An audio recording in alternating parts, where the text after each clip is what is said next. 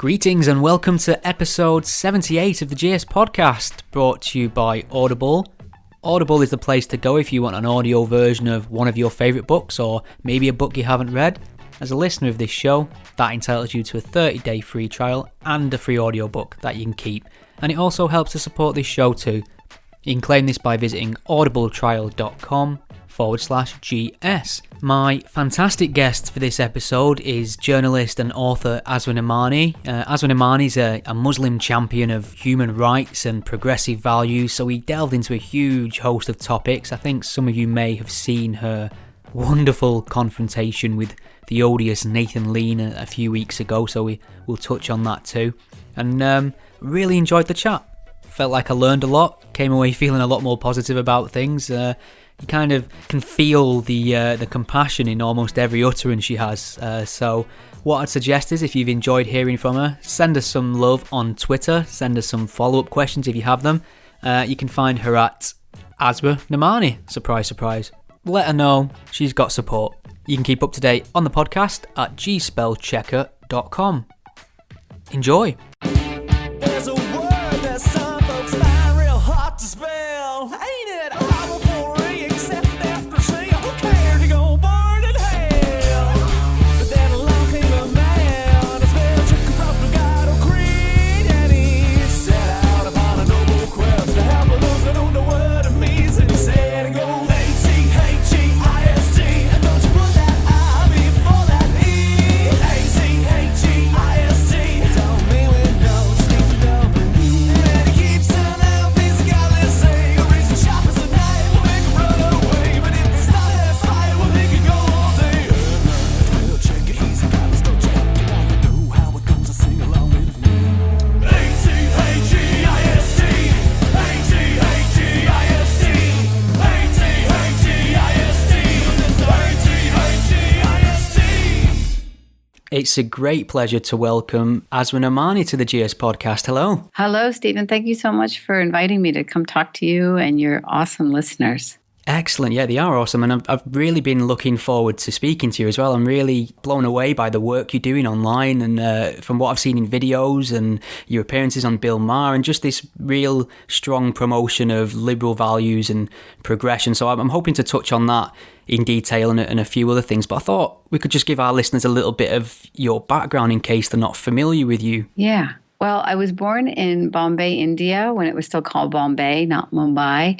I'm born in 1965, and I came to the U.S. when I was 4.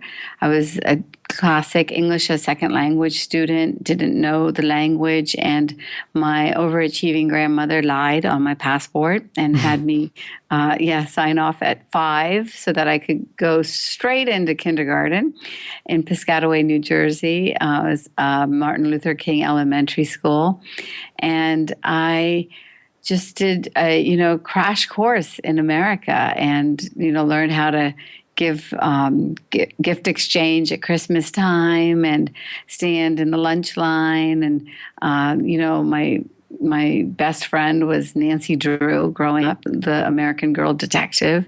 And I always also grew up in a, kind of conservative Muslim ethos, very strong on education. But when I turned 9, I had to stop wearing dresses and start putting pants on underneath because I couldn't show my bare legs any longer.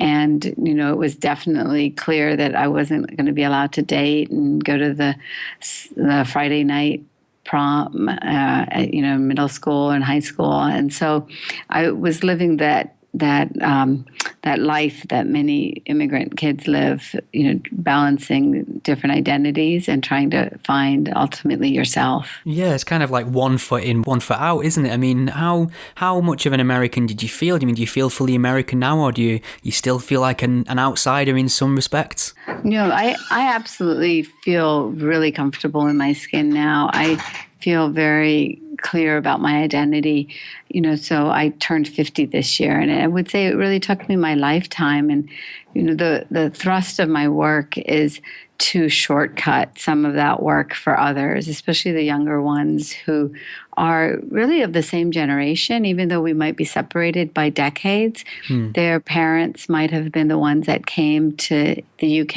or to the United States or to Australia as immigrants. And then these young ones might be, might have been born in these diaspora countries, or they might have come at a young age. But I think that same tension and that same struggle to find congruence in your identity between your inner values and the way you behave in this world is the constant struggle. I mean, I know it's beyond immigrant communities. It's in any human being that's thinking and feeling.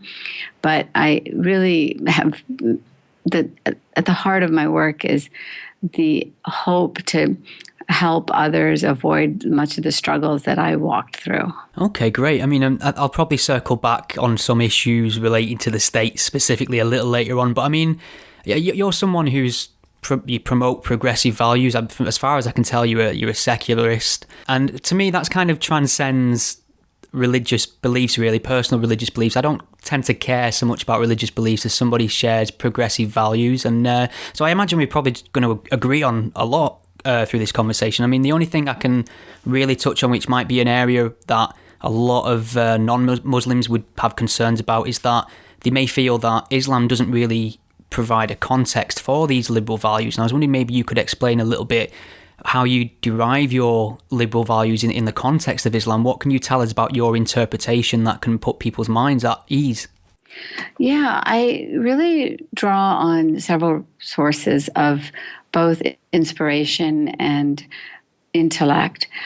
So, just even going further back in my family history, 14 generations ago to India, in this village called Bindwal, my family was actually, on my father's side, were Hindu Rajputs. And so that's a caste that's considered the warrior caste. And our ancestor's name was Thakur Siraj Singh. So a lot of people will know that name Singh as belonging to Sikhs. It also belongs to Hindus and most often people from the Rajput class. And so the story goes that 14 generations ago, some Turkish Sufi travelers came to the village, and they were doing their proselytizing and their evangelizing work. And two brothers from this family decided that they were going to convert to Islam through the Sufi path, and two other brothers remained Hindu.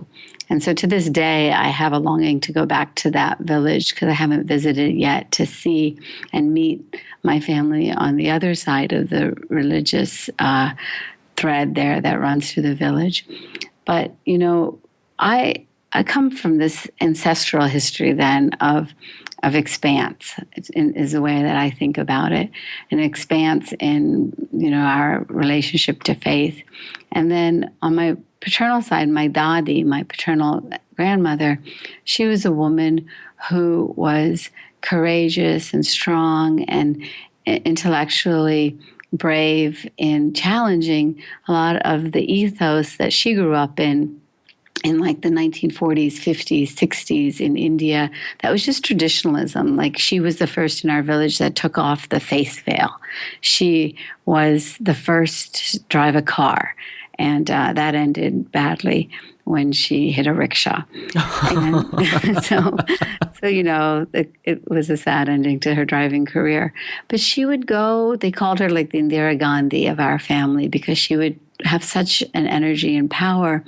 And so, I just tell these stories because I have a living example of an Islam that is much wider and deeper and interesting from my vantage point than the one that many people are trying to shove down our throats nowadays. And then my mother, oh my gosh, she got in trouble when she was in college because she took off the face veil in a girls' college. She had critical thinking, and she challenged these ideas, but they promptly did what they do to disobedient girls, and they got her married off to my dad.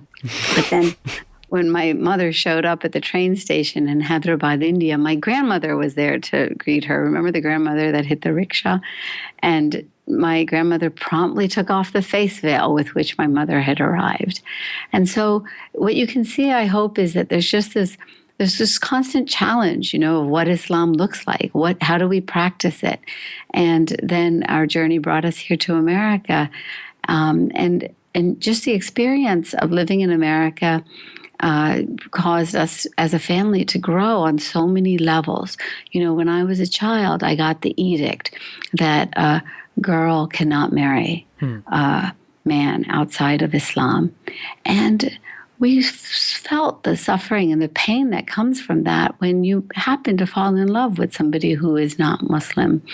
And, on so many levels, we've challenged so many of these traditions and interpretations of, quote, Sharia, or religious law, that our family's experience with Islam is a living, breathing one that brings me to this place today where, yes, I stand firmly with you, with other people who believe in secular governance, separation of church and state, the ability of all people to be critical thinkers, the ability to criticize religion, the ability to not have religion and still be a beautiful, decent, lovely human being.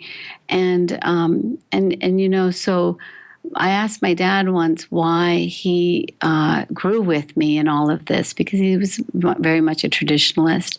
And he said that he's a scientist. And as a scientist, it was, his philosophy that you ask questions and you explore, and you might make mistakes along the way, but you explore both in your own mind, in your spirit, and in your soul. And so that's the type of living and breathing Islam that I've both inherited and then witnessed with my parents and their own beautiful humanity in this world. Yeah, that's great. And we do definitely need a lot more of that in the world. But what do you say to, the Ayatollahs and the mullahs who will be pointing out the Quran and the Hadith and saying this is what it says and what you're living is that kind of antithesis to that? Do you have a context an Islamic one where you can say, well, actually, I can interpret it in this way and this is why?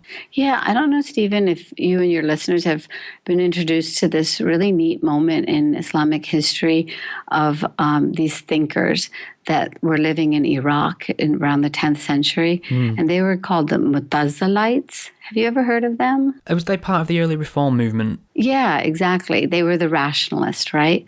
And they were extinguished because they lost that philosophical battle, by this philosopher who actually wrote about the incoherence, right, of the Western philosophers. Yeah. And so they lost. And yet, that strain definitely existed in our Islamic history. My family is filled with intellectuals and scholars and people without the, quote, pedigrees of the Ayatollahs and the mullahs, like my grandmother, who are people, human beings who practice this concept of ijtihad or critical thinking and did not accept the idea that it belonged only to the scholars, so-called scholars and clerics, all mostly men, of course.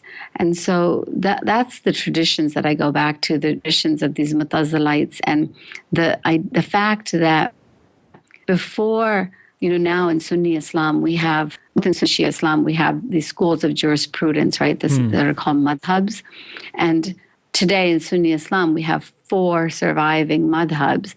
But there was a time when there were hundreds, and some of them were led by women. And so that's the tradition that I go back to, really, to believe that what we are doing is firmly planted in Islamic history. Yeah, but what I tend to see is that, we kind of celebrate Christians and if having a sort of a metaphorical interpretation and cherry picking their scriptures, but when it comes to Muslims being afforded just the same privileges as anyone else, we tend to kind of, and I'm not talking just the Ayatollahs and the mullahs, even non-Muslims seem to put a foot on your head and tell you to stay in a singular place. And I was wondering, you must have noticed more than this than I have. What form does that usually come in? Yeah, you really put it so well, and that's exactly one of my greatest challenges are always to try to encourage people to allow us the same intellectual and spiritual liberties that every other faith has really been afforded. Especially with Christian history, there was a time when people were as rigid and as dogmatic as the ayatollahs and the mullahs of Islam today. And, when I went to Rome, I did the heretics tour. I created it myself. I ran out of places to go over a few days' time, but I basically went where Christians have been killed and persecuted and hung and burnt alive. Sounds lovely. Yes, I know. I'm a very positive person. I know, but I wanted to. I didn't want to, put blinders on my eyes, right, about this real part of history, just like I don't about the realities of what we face today in Islam. And so one idea I have, Stephen, is that especially, this doesn't make sense with the liberals, I have to say, but especially with Christian fundamentalists who ascribe to the belief that they own their idea of what Christianity is, and they don't allow liberal reformist Christians also in their idea of what a good Christian is, or even Jewish orthodoxy that does the same and throws reformers in the Jewish faith outside their tent. I can only think that that's their relationship to religion, and that's what they think is the truest path. And so when they make the expectation on Muslims, I'm thinking that they're just doing to us what they are doing in their own faiths. That's my one explanation that I've come to.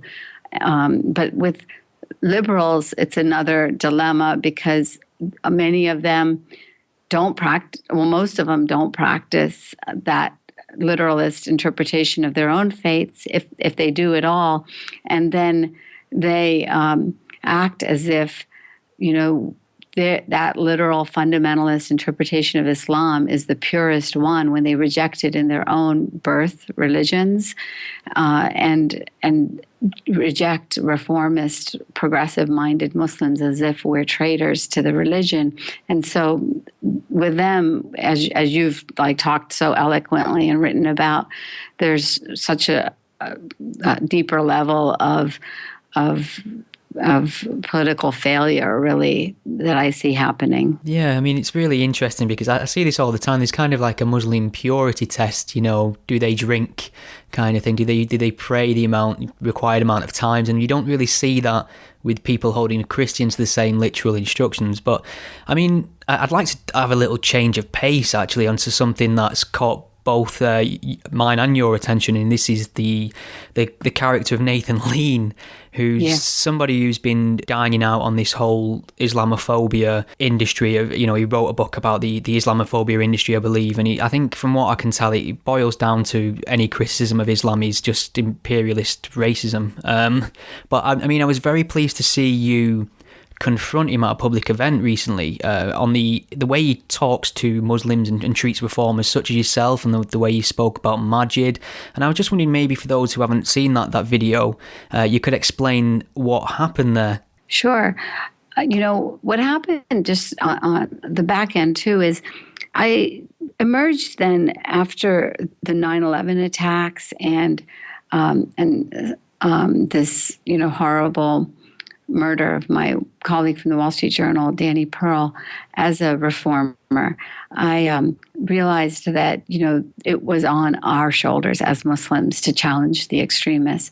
And so all of it for me, right after 2001, 2002 period. And what happened, Stephen, is that very early on, I started getting the backlash. I got my first death threat in 2004. I traced it back to this student at Penn State University, the Nittany Lions, here in the state of Pennsylvania. And I went through the years and I just realized that, man, these guys are not going to leave us alone. to just do what we want to do. And then a few years ago, I was called out for my positions as having alliances with Islamophobes. And that was done by a professor who's now at Duke University. So in 2013, I started investigating. My career all my life has been as a journalist, and I started to investigate this network that I now call the Honor Brigade. Bloggers, academics, writers, thinkers, community activists who say that they are standing up for the so-called honor of Islam. This really came to my attention in January 2015 when the two brothers in Paris went and assassinated the staff and cartoonists at Charlie Hebdo magazine, alleging that they were defending the honor of the Prophet Muhammad. That's when I realized how high the stakes are. And what I noticed then were many of the players here in the United States and the UK who are agents of this honor brigade, silencing so many people. And, it's disturbed me how they have demonized atheists. It's disturbed me how they have demonized Muslim reformers, all in the name of trying to protect Muslims. And so that's the irony with which I walked into this place called the Rumi Forum here in Washington, D.C. for this event at which Mr. Nathan Lean was going to be speaking.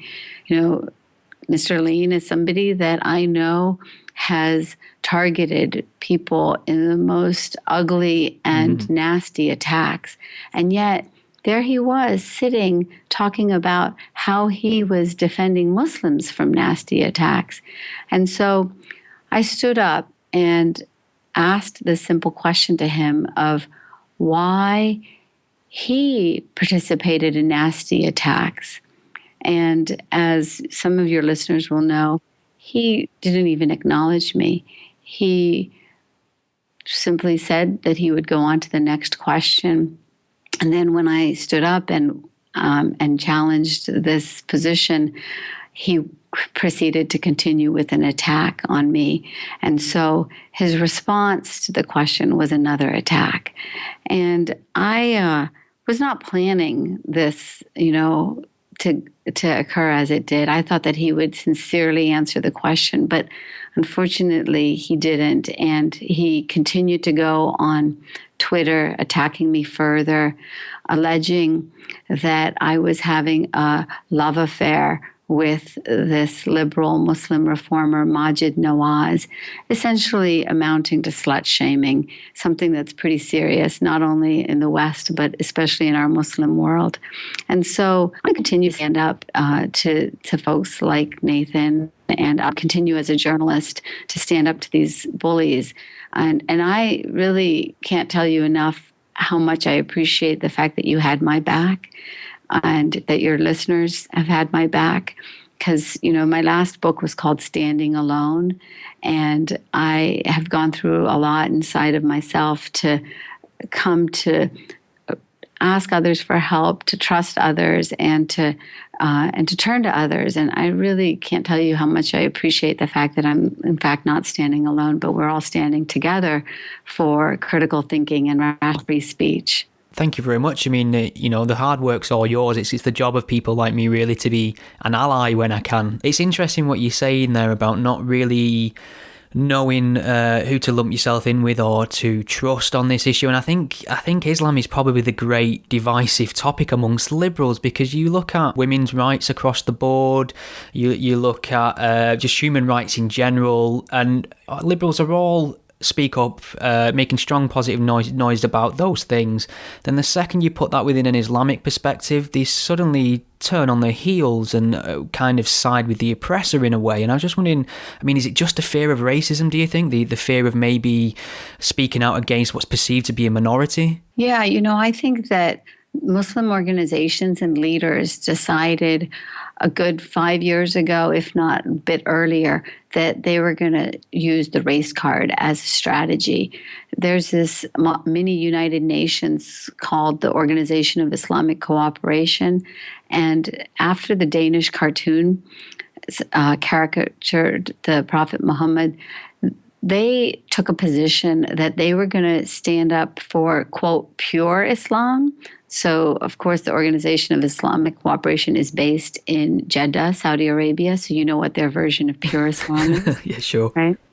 And they said, secondly, that they were going to defend Muslims from, quote, Islamophobia. And so this term is manufactured and created out of the government of Saudi Arabia, and it's promulgated by governments like Iran and Qatar to, I think, stop us from having this critical, necessary conversation about issues of extremist interpretation in Islam. Because as long as they can shut people up from talking about the extremism, we then do not have the conversation about the theologies that are the state religions of those governments. And when they can claim that an attack on Islamic extremism is an attack on Islam, it scares people from having the conversation, and they buy themselves more time, and they protect their own self-interest.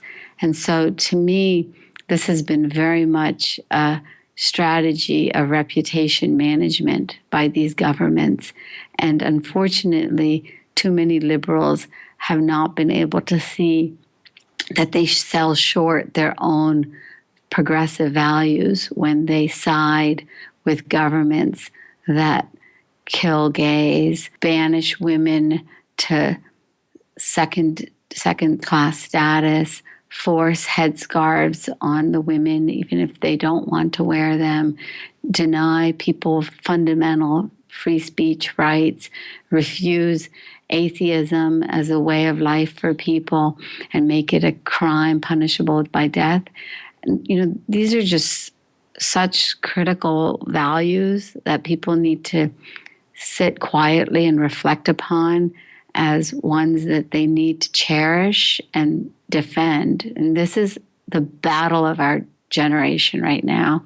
And I hope that people spend that quiet time to reflect on whether they want to walk on eggshells or they want to actually take a stand for the kind of values that they want for themselves and that they would wish for others. That's a great point. Maybe there's something to be said for the state of, harking back to Nathan Lee, maybe there's something to be said for the state of journalism in general. I mean, you're a journalist yourself, and I've noticed you've picked up on Vox. I don't think I was that overly familiar with Vox until recently, but they published that horrific piece. I think it was the Iron Hirsi Ali problem. Why do anti-Islam Muslims keep getting promoted as, quote, experts, unquote?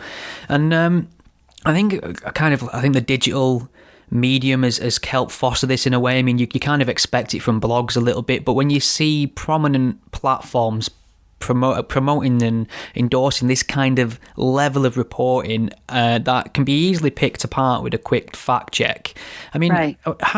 How does that look to you? I mean, you was named in this piece as well, and I'm very grateful that you've actually been through this piece and fact check it. I think it totaled 11 pages of corrections. I think you'd put together or questions. Yeah. And I mean, what can you tell me about that style of journalism? Yeah, I'm really troubled by it, and I went through the effort and really appreciated you writing about it, and you being willing to personally go through it yourself. And I saw your note that you were relieved when you saw that I'd done it already. Yes.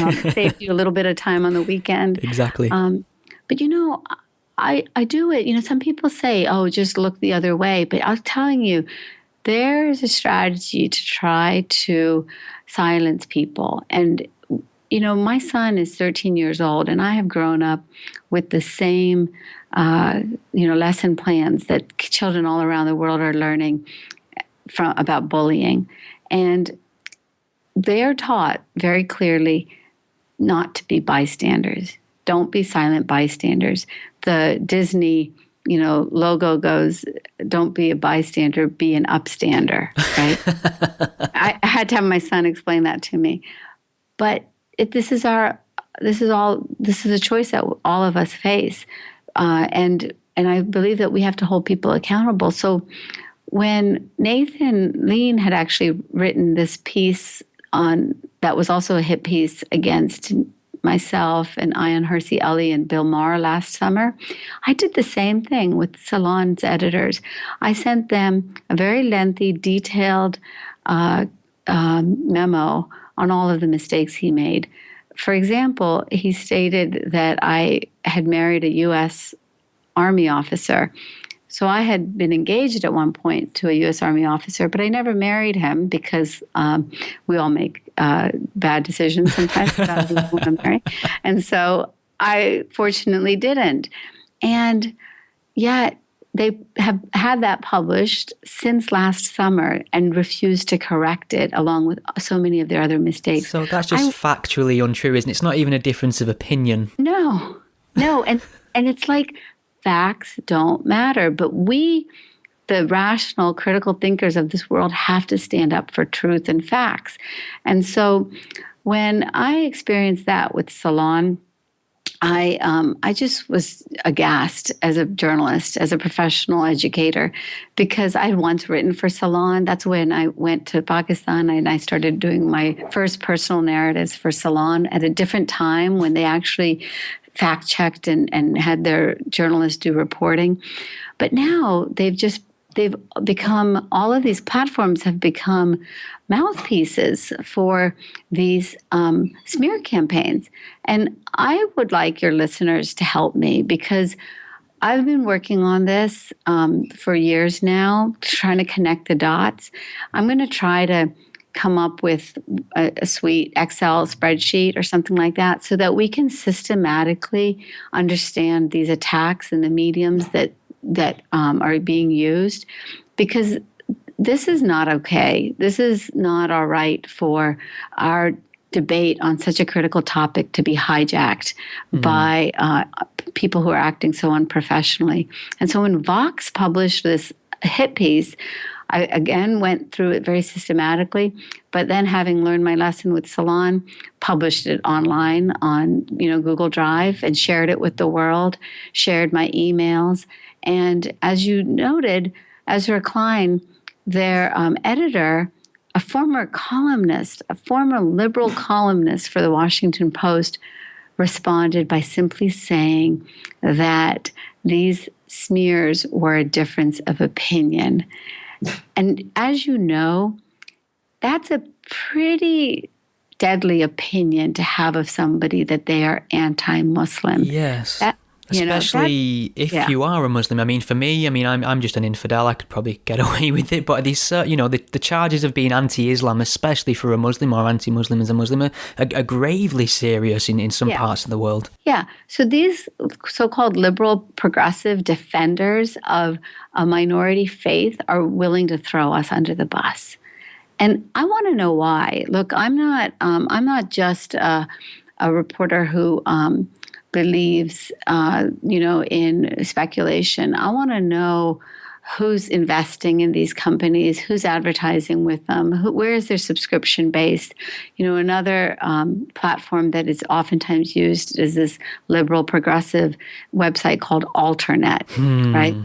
Yeah. I think that's under the umbrella of Salon. They're definitely in bed with each other. They used to cross post articles. And so that's exactly what happened is that, Glenn Greenwald used to, and Murtaza Hussain and these guys that have also been attacking the reformers have cross-posted on all of these sites.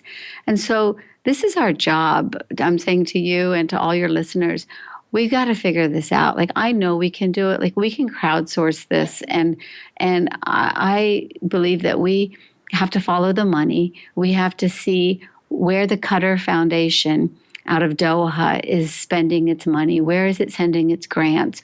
Who is it funding? This another blog called Middle East Eye just published another hit piece, right? And you've got some UK folks involved with that. Yeah. You sent me the article about how they're getting money from some possible sources in the Gulf countries. Yeah. And so I'm just hesitating because, like a journalist, until I report it out, I don't want to say it.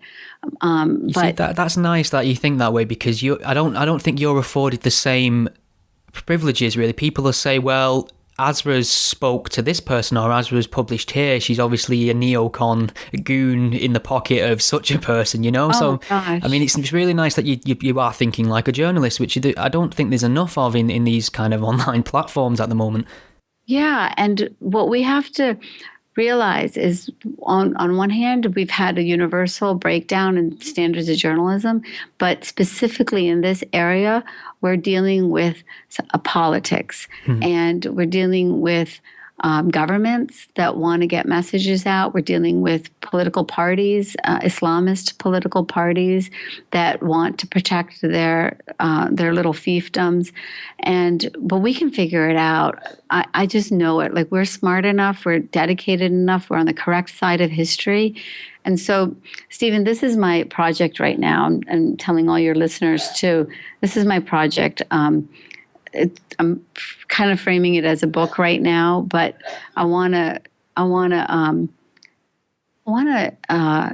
unravel all of this. Like, we have to unravel it. Like, we cannot just all be sitting ducks, you know, waiting for the next attack, having them just distract us, right, from our mission.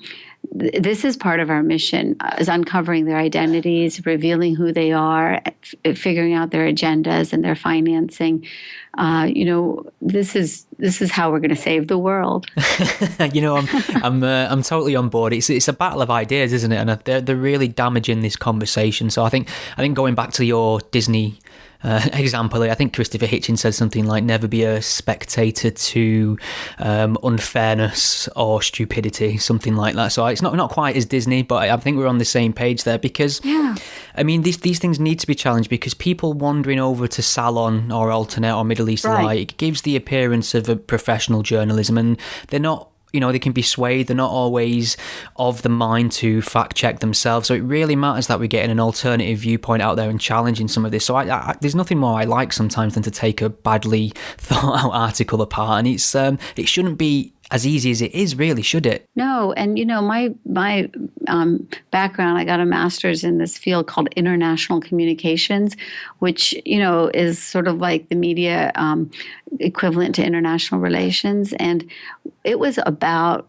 A lot of it was about content analysis, and that's what we're doing. Like, we're basically looking at this propaganda. Really, it's propaganda, and we have to call it out for what it is. It's a propaganda of these special interest groups that want to silence us in our conversations about the most difficult conversations in Islam. And I just want to, again, I just want to say that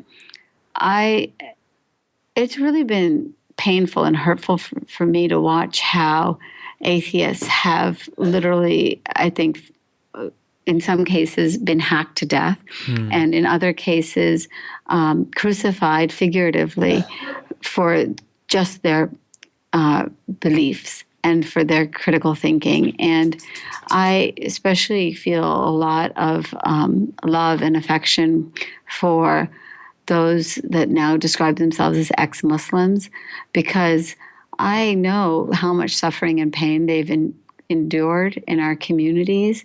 And I know, for example, that, my compassion extended, for example, to Ayan Hirsi Ali from the first days that I heard her, because I knew that anything that she said that seemed insensitive or indelicate really came out of the painful experience of her life. And I had wished, in her darkest days, that she could have known, the kind of compassion and support that I came back to when I was also felt broken from my experiences after my friend Danny's murder and other challenges that I faced within our Muslim communities. And so I just want to say that to any of your listeners who are from those universes, because ultimately, it is such a crime, in my view, to believe that you have faith and religion and you act cruelly to others. And the kind of, character assassinations that have been done on people because they may not have faith or religion has just been, to me, very criminal. Yeah, I mean that's a really good point, and I do hear from listeners from time to time who struggle with either being an ex-Muslim in the communities they're in, or just even being an atheist in sort of deep pockets of the American South can be a nightmare as well. So, I mean, just for a shift of focus, I mean, the big topic now is that the thing everyone's pushing for, and it is gathering steam in a way, and that's reformation, and you're definitely part of that, Majid, as well, and Ayaan Hirsi Ali in her way. And I mean, I was just wondering, what does that look like to you? It's possible that Islam may even need a reformation just in Europe, and if that is even possible, how do we solve the problem of the Middle East as well? It just seems like one of them things that's it's necessary, but I have my skepticism about whether or not it's possible.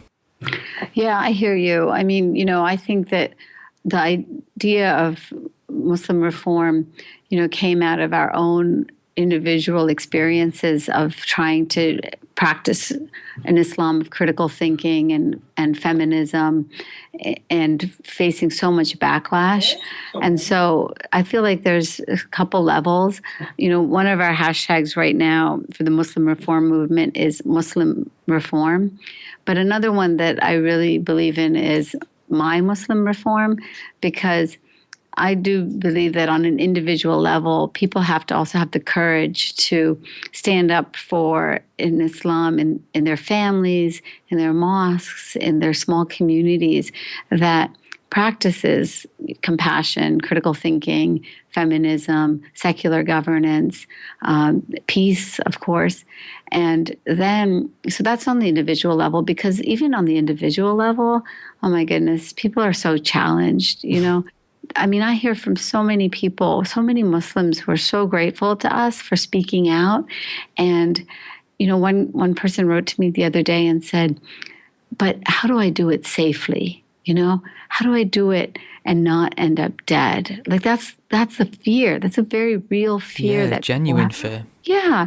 And, I'll be honest, Stephen, that I'm ready that, I believe that they have so pilloried Muslim reformers and smeared us that I'm sure in the West we're going to have a character assassination that becomes literal and becomes a physical assassination attempt on a Muslim reformer in the not too distant future, because they are so threatened by the idea of Muslim reform, these governments that depend on their states, being propped up by these interpretations of religion that I think that it's going to get dangerous, but it is already dangerous. Do you mind if we pause? No, sure. Got a second guest on the line. Well, for just a moment, I'm going to let your listeners listen to my dog barking, because my dog, for example, is my Muslim reform. The 4 schools of jurisprudence in Islam are similar on many levels, except 3 of them say that we cannot have dogs as pets, and only one says, the Maliki school says that we can have dogs as pets. And anybody who's a dog lover knows how wrong that is. Yeah. That we should all be able to have dogs as pets. It's just remarkable that for the first time in my entire family ancestry, we have a pet dog. Like, that's the Muslim reform. The hadith that's most quoted says that angels will not visit a house in which a dog lives. And it's just so unbelievably cruel to the beauty of dogs as pets. And so this is this saying of the Prophet Muhammad that has been passed down to create it now, so that we believe in so many families that you can't have dogs as pets. And children all across America and Muslim families have this difficult conversation with their parents, begging them to get the puppy that every kid wants, and being told, oh no, we're not allowed to in Islam. And so, I decided when my son was young to get a dog. And the real beauty in our family, just as we continue to always grow, is the my dad will wake up, for the early morning Fajr prayer, and then he gets dog walking duty. So he will do his morning prayer, and then he'll put Lily on a leash and walk her, and bring her back under our roof where, yeah, Take that orthodoxy. yeah. And, my mom is so cool because she's like, well, any, Muslims who won't come into our house because they believe that the angels don't visit because Lily lives here, she doesn't want in the house anyway. So I like her, honesty, and so that's it. That may seem so insignificant to people, but that's where we're at. And on one level, in our Muslim reform movement, is people having the courage in their own lives to make their own decisions, and that's everything from, a teenage girl's decision on whether she's going to get married, and a young woman's decision on who she's going to marry, a young woman's decision on adopting a baby, for example, because so many of the rulings of Islamic law have said that you cannot legally adopt a child, because if the child is of an opposite gender, when the child hits puberty, they will be, quote, illegal to the parent of the opposite gender. And so it's sort of like the Woody Allen logic of adopting, that you're definitely going to fall in love with the girl. The father's going to fall in love with the girl that he's adopted. And so, I had a cousin who defied that because she wasn't able to have a baby biologically, and so she adopted, and she defied it, and that took so much courage. It takes so much courage for these young Muslims to say, hey, I don't believe in Islam anymore, and I'm going to be an atheist, and declare it to their families or to themselves, or just declare that they're gay, or decide that they want to marry, a young woman wants to marry a Christian or a Buddhist. And so that's the intimate personal challenges. And I totally heard you on the global challenge, where we've got entire governments, that are propping up the antithesis of the Muslim reform movement's values. And all I can say, Stephen, is that in my lifetime, at least, I've watched, ideologies like communism fall. I saw ideology of apartheid fall. My father's generation saw colonialism fall. And that's what it will take. I mean, we will have to have, institutional change in these national governments that export to the world these ideologies that are the opposite of the Muslim reform movement. But I'm confident that we can do it, Stephen. I really believe we can, because our global civilization has accomplished such great feats. I know we can do it. Yeah, and I think what people forget sometimes is these people living under these regimes, these hostile regimes, that are no different than anyone else, really, in terms of the fact they want the same thing. It's just that they can't be open about it. I'm sure these underground networks and people quietly thinking on these things and making contacts. And like you said, I think people can only take so much of one thing, and eventually change will have to come. I mean, I think you've caught me in an optimistic mood. Right. And, the truth is that there is so much frustration and so under all of that repression, and I do believe that progress is inevitable. The one thing that I have noticed, Stephen, as they try to smear the reformers who are in the Muslim reform movement, is they constantly use the term of calling us fringe. So I don't know if you took your home economics class when you were a young wee lad, but fringe, is that beautiful stuff on the ends of dresses and other things. And I think fringe is beautiful, but we aren't the fringe. Like these people who are propping up a regressive interpretation of Islam are the ones that are going to be defeated, and they know it. And so they're fighting so hard to maintain their status quo, but we will prevail. And I just thank you and all your listeners for standing with us. Yeah, I mean, that's a great point. I think they know the days are numbered, and that's why they're kind of lashing out in the way that they are. But I mean, I suppose I've just got enough time tonight. I think I'm going to make a habit of quizzing everybody about this in America, and I think you specifically could give some great insight. So I'm just going to say two words that kind of strike fear into my heart and amuse me at the same time, and that's President Trump.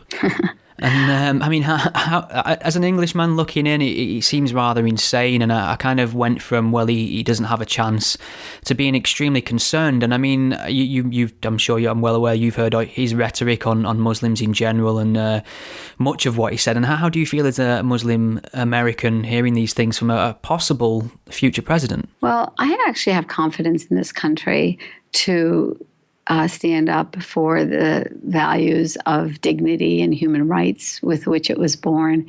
And sure, there's been very awful patches of inhuman conditions in American history, but I am confident that we will have the checks and balances in place to avoid any kind of policy decisions that are that deny people their human rights. I think that ultimately this is a man who is going to use any type of rhetoric he can to steal the stage. And I don't believe ultimately that these kind of statements are going to be able to become policy. Okay, well, I sincerely hope you're right on that one.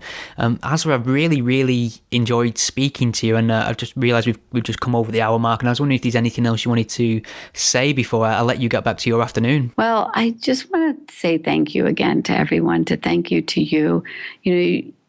Everybody gets to make a choice when they wake up in the morning on what they want to do with their day. And I appreciate you and your listeners taking the time in their own lives to try to help this world, this very difficult question of Islam and the way that it's practiced and interpreted in the world.